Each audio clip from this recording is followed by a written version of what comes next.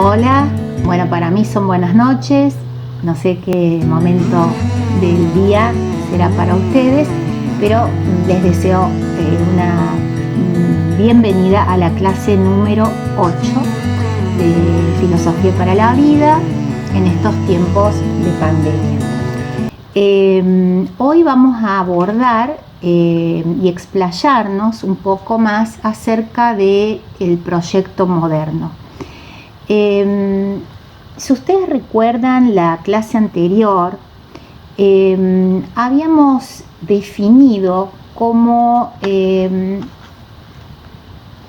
un conjunto de acontecimientos históricos, sociales, culturales, se habían precipitado en la Baja Edad Media, generando una configuración bastante distinta, por un lado, y sumamente novedosa en la sociedad y en la cultura en general. Nos referimos a este conjunto de fenómenos que tienen que ver con, por un lado, el nacimiento de las ciudades, que ya se había gestado en el medioevo, como ustedes recuerdan. Tiene que ver con el nacimiento de una clase social que es la burguesía, que obviamente, como ustedes saben, se utiliza hasta hoy por ahí medio equivocadamente el concepto, pero sin embargo esta clase social que se opone a otro grupo social en condiciones desde el punto de vista conceptual y real, digamos, de inferioridad, que es el proletariado, y que tiene que ver con el nacimiento de otros métodos o estilos de producción que reemplazan a la producción artesanal y que es la producción industrial, pero esto un poco más avanzada a la modernidad. Sin embargo, son todos elementos que contribuyen a configurar el panorama de lo que llamamos justamente la modernidad. A esto se le suma, por supuesto, el nacimiento de los estados nacionales y al mismo tiempo un elemento muy significativo que es la Reforma Protestante.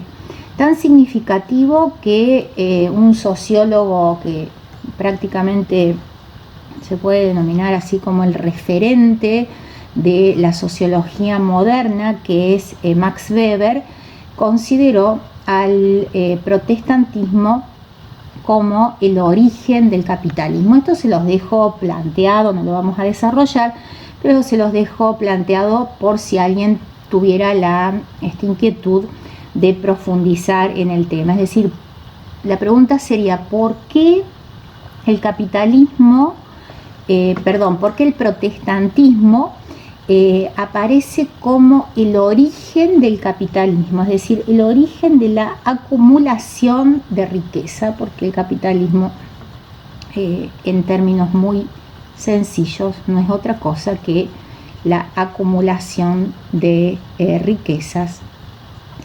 Después obviamente se va a complejizar con el paso del tiempo. Pero decía, que todos estos elementos que tienen que ver, incluso, ya como decía, un poco más avanzada la modernidad con la creación de los estados nacionales, son los elementos que tenemos que tener en cuenta para comprender cómo se va a configurar un nuevo orden del mundo, que es el orden moderno, que es la modernidad. A estos elementos es esencial, y todos, nosotros los nombramos por separados, pero ninguno podría haberse realizado sin la convergencia del otro. porque, bueno, como vimos, las distintas épocas son producto de múltiples causas que se autorreferencian, es decir, nunca podemos decir que en este caso la modernidad se produce por un determinado hecho histórico, sino que, como decía, hay una multiplicidad de factores que contribuyen a reorganizar el mundo. Decía que al lado, junto con, en medio de todos estos fenómenos sumamente novedosos, está el fenómeno del conocimiento y, rigurosamente hablando, estrictamente hablando, del conocimiento científico. Ya en la clase anterior habíamos definido bastante bien en qué consistió lo que se ha dado en llamar la consolidación epistémico-metodológica de la ciencia, que en realidad, como ustedes ya saben, no es otra cosa que la confirmación a través de un rigor metodológico, un rigor de validación. Decía, no es otra cosa que la confirmación de la validez del conocimiento científico. Ahora, la validez del conocimiento científico, ¿para qué? Recuerden que en este momento de la historia estamos hablando del conocimiento científico natural, porque todavía no habían hecho su emergencia las que hoy conocemos como ciencias sociales y que aparecen en la historia de la humanidad con otras denominaciones que prontamente ya vamos a designar.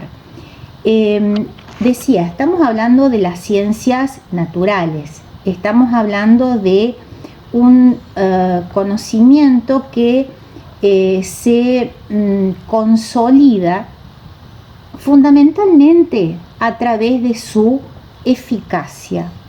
Es decir, es tan riguroso el procedimentalismo que aplica la ciencia para hacer afirmaciones de conocimiento sobre la realidad, insisto, natural, que termina por ser no solamente muy fundamentado, o sea, con mucho soporte racional, sino también muy fundamentado desde el punto de vista experimental. No olvidemos, estos conceptos ya los hemos manejado, que la ciencia se maneja con una criteriología basada en la prueba y en la experimentación.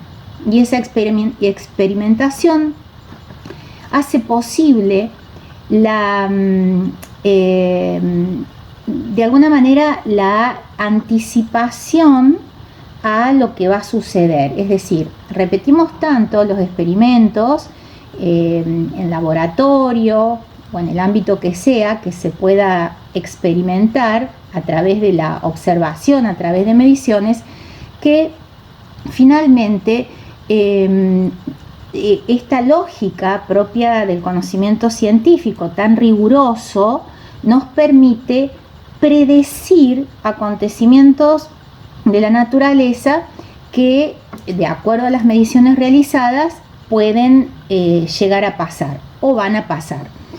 Un ejemplo muy básico, no sé, bueno, yo vivo en Río Cuarto, en Banda Norte, cerca del río. Supongamos que los científicos pueden predecir que dentro de 2 años, por distintas razones que tengan que ver con el clima, que tengan que ver con la erosión, que tengan que ver con el factor que a ustedes se les ocurra, climático, en una época de cambios climáticos muy pronunciados, bueno, supongamos que proponen como hipótesis o hipotetizan, es decir, pueden predecir que va a desbordarse el río y que se va a inundar Banda Norte. Entonces, esa predicción nos permite adelantarnos a un hecho natural que en otra época podría haber sido completamente impredecible. Nos permite anticiparnos y, por ejemplo, hacer canales, bueno, como verán, no soy muy preparada en el tema, o hacer un dique de contención o lo que sea, con el fin de evitar un fenómeno natural que sin esta predicción científica hubiera sido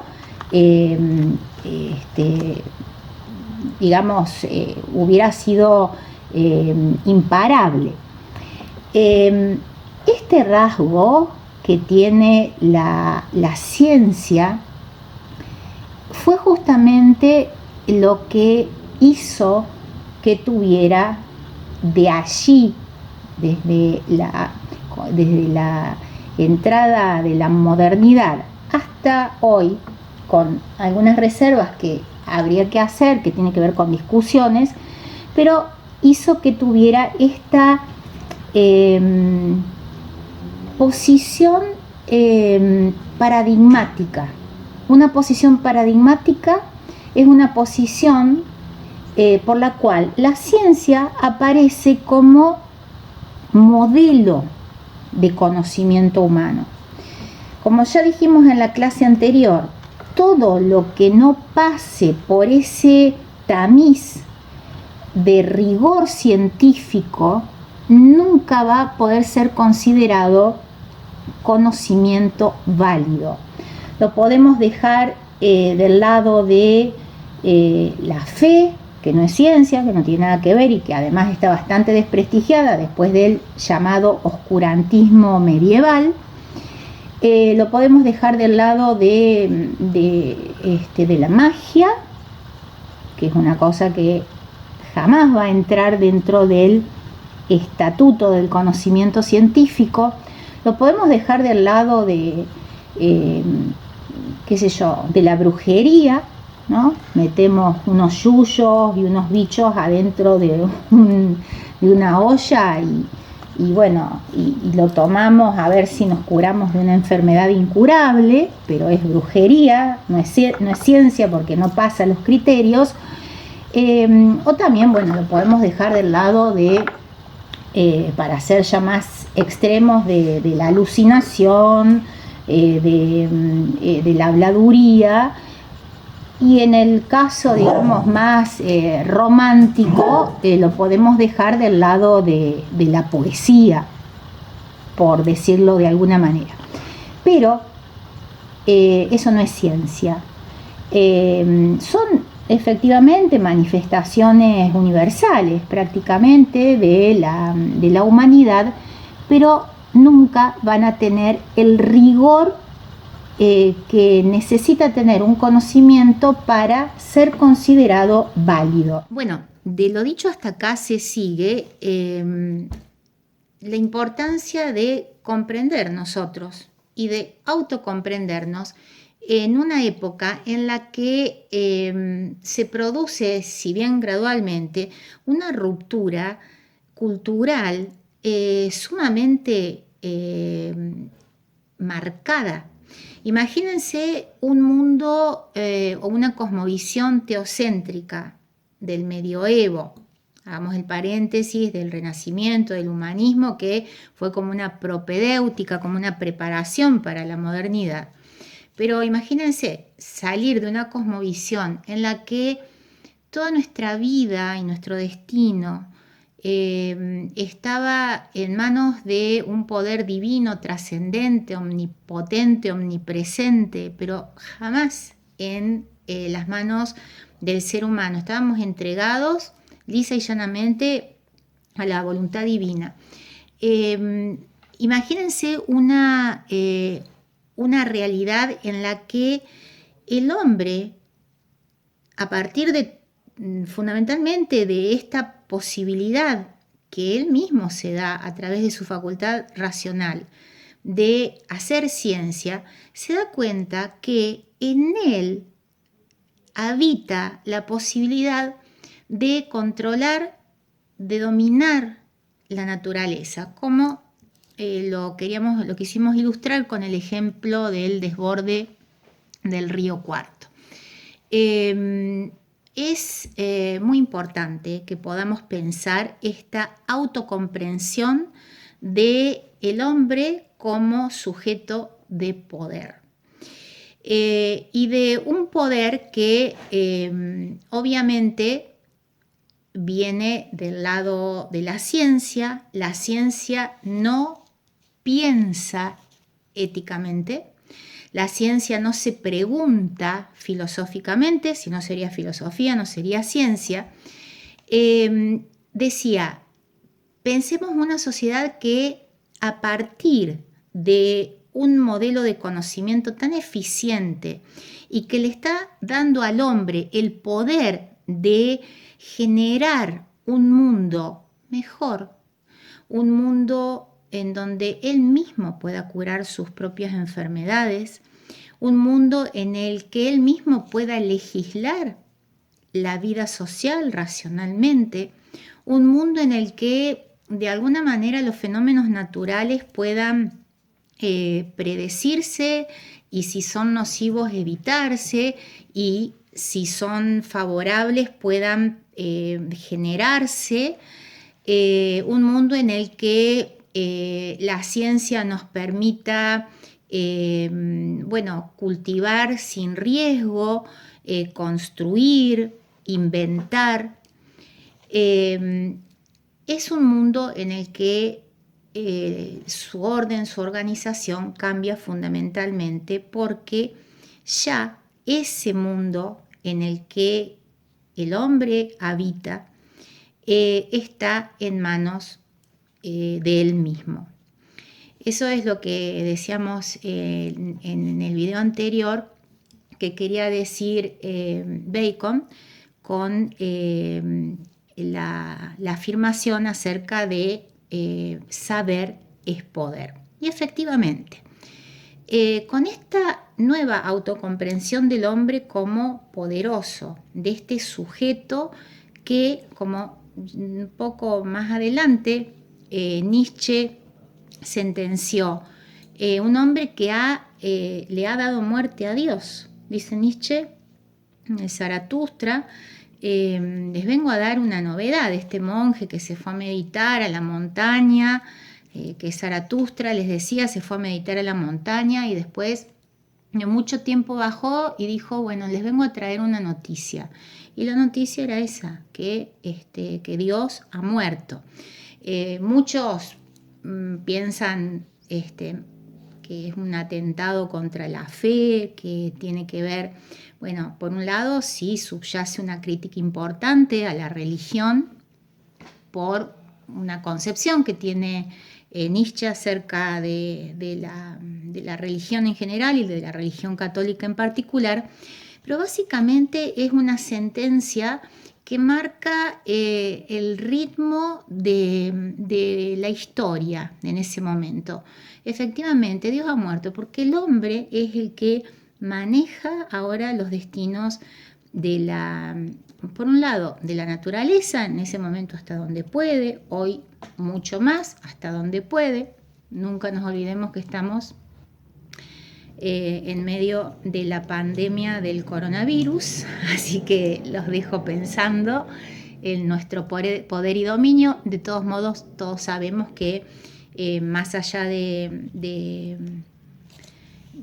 cuestiones políticas o económicas, estamos en este momento también en manos de la ciencia y del poder de la ciencia, y es del poder que tiene la facultad racional a través del conocimiento científico de buscar una solución para esta enfermedad mortal. Pero decía, este fenómeno de tanto poder que genera y de la conciencia de ese poder que genera la ciencia, se traslada a todos los ámbitos de la sociedad. Es decir, es tan efectiva la racionalidad científica que va a ser bueno, o buena, esa es la hipótesis, la organización total de la sociedad de manera racional. Entonces, bueno, como se dice habitualmente, Dios es reemplazado por la ciencia. Ya no vamos más hoy, piensen hoy o a partir del siglo XIX, con el nacimiento de la psicología, del psicoanálisis, ya no vamos más o lo haremos de manera paralela, pero no vamos más a la iglesia a pedir para, qué sé yo, salir de una depresión.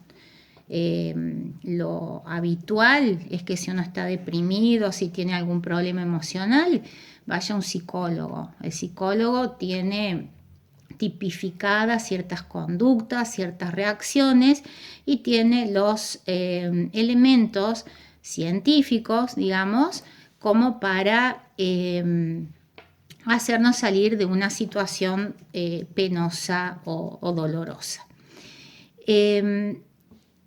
¿Por qué digo esto? Porque ya estamos frente a una organización, una cosmovisión, una realidad completamente otra y que no va a parar hasta nuestros días, aún en medio de discusiones y de controversias filosóficas, sociológicas, políticas, económicas, sumamente interesantes.